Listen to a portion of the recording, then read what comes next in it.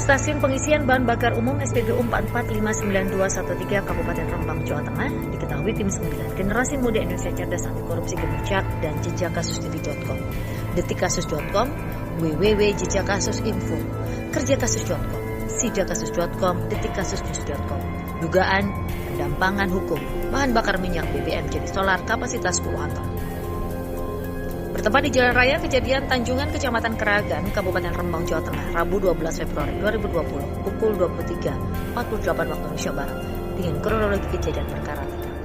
Seorang karyawan SPBU sedang mengisi mobil truk berwarna putih yang sudah dimodifikasi bermuatan tangki kapasitas 5 ton, sedang diisi BBM solar. Menurut keterangan supir truk yang bernama Kom, mengatakan isi muatan ini 5 ton. Sementara itu, dari informasi yang masuk ke redaksi tim 9, kegiatan ini sudah berjalan cukup lama dan lebih kerap dilakukan pada malam hari.